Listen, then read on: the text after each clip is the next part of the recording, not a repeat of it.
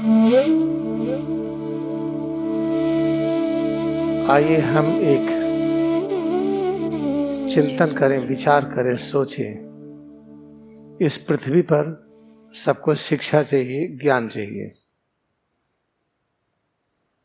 एक शिक्षा का केंद्र स्वामी तेश्वर गिरि ने खोला। उस शिक्षा केंद्र का विषय क्या है, लक्ष्य क्या है? एकता। किस चीज से एकता? बाहर भी अंदर भी। अंदर से बाहर की एकता, बाहर से अंदर की एकता। इसका अभिप्राय क्या है? अंदर में जो शक्ति है, बाहर की अनंत शक्ति से कैसे जुड़े? जो अंदर में ज्ञान है, अगर बाहर ज्ञान है तो उससे कैसे जुड़े? जो एक आनंद कहते हैं, जो भी आनंद है अंदर में, अगर कहीं और असीम आनंद है तो उससे कैसे जुड़े? अंदर में जीवन है तो बाहर भी जीवन ही है, तो हम जीवन को जीवन से जोड़ें। मृत्यु की आवश्यकता नहीं। यह शिक्षा दी जाती है स्वामी तेश्वर गिरि के शिक्षा केंद्र में।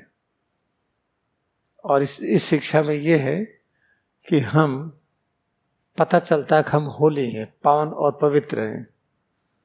ऐसा साइंस है जिसमें अनुभव होता है कि ब्रह्मांड की प्रत्येक रचना पावन और पवित्र है। उसकी अनुभूति सबसे पहले अपनी होती है कि हम पावन और पवित्र हैं। फिर ब्रह्मांड की प्रत्येक रचनाएं पावन और पवित्र हैं, वो विज्ञान पढ़ाया जाता है।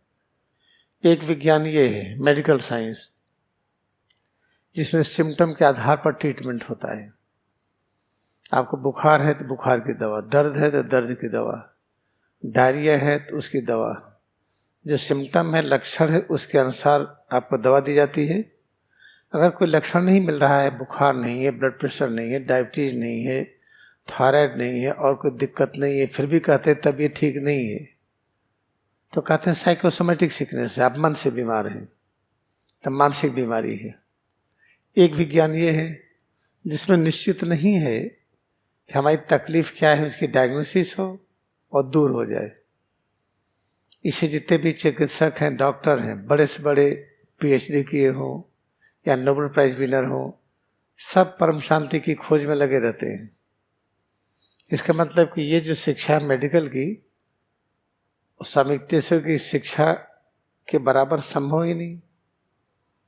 ऐसे इंजीनियरिंग है, यहाँ से वहाँ जाने के लिए एरोप्लेन है, हेलीकॉप्टर है, ट्रेन है, बस है, कार है, मोटरसाइकिल है, अनेक चीजें हैं।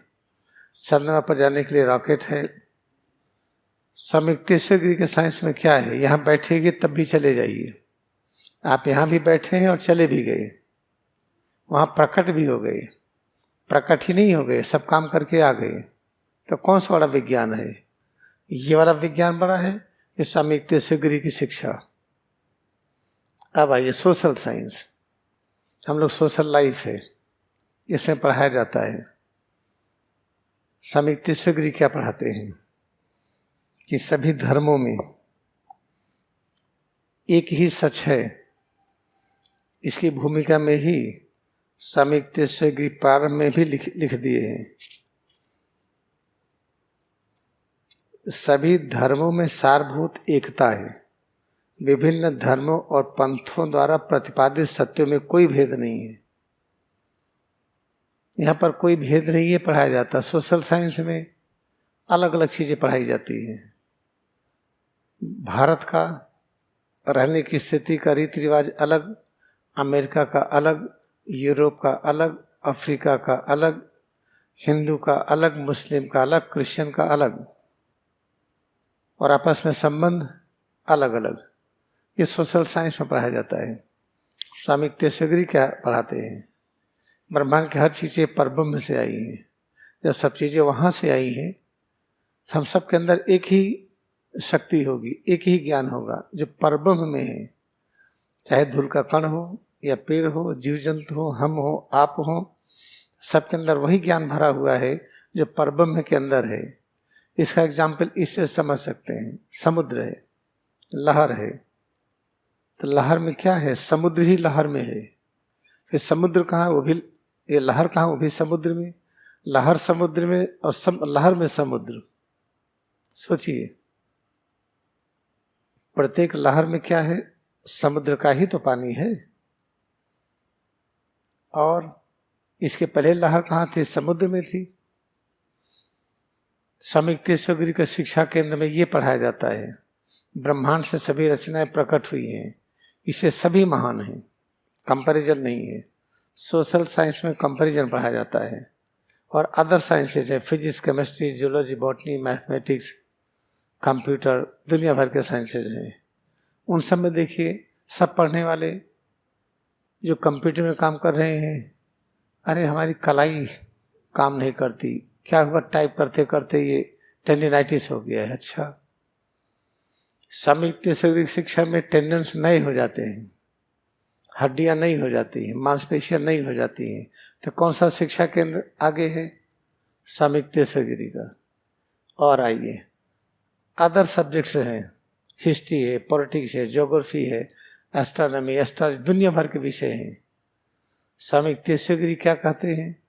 उनकी शिक्षा में आइए तो आपको 1,00,000 वर्ष पहले सभ्यता क्या थी आपको दिखाई पड़ेगा। 1,00,000 वर्ष के बाद सभ्यता क्या होगी ये भी आप दिखाई पड़ेगा। कोई भी ज्योतिष, कोई भी एस्ट्रोनॉमी ये नहीं बता पाएगी। सब मिलाकर के देखिए तो जो होली साइंस टेक्स्ट बुक है, ये ऐसी शिक्षा है, इसको लेने पर पता चलता कि हम पावन और पवित्र हैं। ये पता चलते ही ये पता चलता सभी पावन और पवित्र हैं। और उस स्थिति के जब आ जाते हैं तो ये पता चला कि हम कैवल्य दर्शन में हैं। कैवल्य दर्शन क्या है? सत्य का दर्शन। सत्य का दर्शन क्या है? वास्तविकता है कि आप ही सब रूपों में हैं। जैसे हाइड्रोजन कहता है हीलियम से कि मैं ही 2 एटम मिलकर के हीलियम बन गया।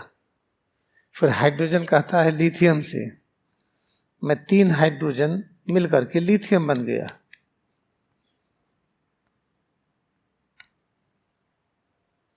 तो सब चीज देखिए तो हाइड्रोजन ही इकट्ठा करके वही नाइट्रोजन बन गया, ऑक्सीजन बन गया।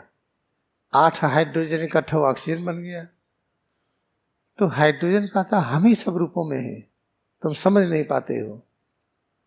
एनर्जी क्या कहती है? और ऊपर आइए, एनर्जी कहती है कि हम ही हाइड्रोजन हो गए हैं। तो थॉट क्या कहता है? विचार, हम ही एनर्जी हो गए हैं।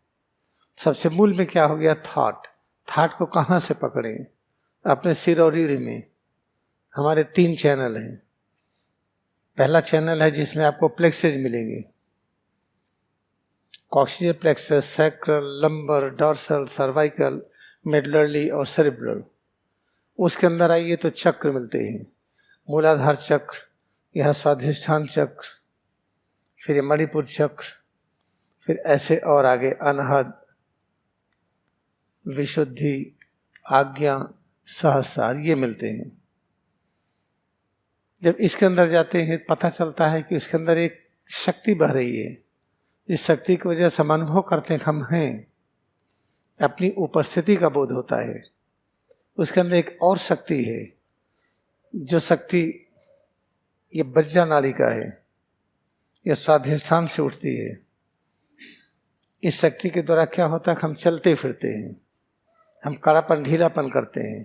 इसके अंदर और एक शक्ति केंद्र है जिसको चित्रा नाड़ी कहते हैं। इसके अंदर क्या विचार है? ये इसके अंदर 2 प्रकार के विचार हैं, द्वैत और अद्वैत। अगर अद्वैत को पकड़ लिया तो शांति नहीं मिलेगी, ये द्वैत को पकड़ लिया शांति नहीं मिलेगी। द्वैत विचार, ड्युअलिटी। इसके अंदर अद्वैत विचार को पकड़िए। अद्वैत विचार क्या है? हम आप एक हैं, आपने गलती किया माफ है, हम गलती करें माफ है। गलती के आधार पर हम अलग ना हो। हाँ, ऐसी गलती ना हो कि अस्तित्व ही खत्म हो जाए। हम आगे रिवॉल्वर लेकर के मारने, अब आपका अस्तित्व खत्म, तो आपका धर्म है पहले हमको मार दीजिए आप। और या तो इतने बड़े तपस्वी हो जाइए कि हमारे अंदर मारने की प्रवृत्ति खत्म हो जाए। ये तो अच्छा है, लेकिन अच्छा वाला ना हो सके तो आपको अपने अस्तित्व को बचाए रखने का पूरा अधिकार है। तो जब हम चित्तन नाड़ी में होते हैं और दीक्षा वाली क्रिया रेगुलर करते हैं तभी इसमें आएंगे हम, और क्रिया के सिद्धांत में रहते हैं तो हम उस विचार से जुड़ते हैं जो विचार ऊर्जा के रूप में आती है, वही ऊर्जा अणुपरमाणु के रूप में, वही पूरे ब्रह्मांड के रूप में। इसलिए अब आप स्वयं निर्णय ले लीजिए कि हमको कौन सा विषय पढ़ना है, स्वामी तेजस्वी का या कोई और। तो हम लोग निर्णय ले लेना चाहिए कि हम मानव हैं, हमें कौन सा पढ़ाई पढ़ना है।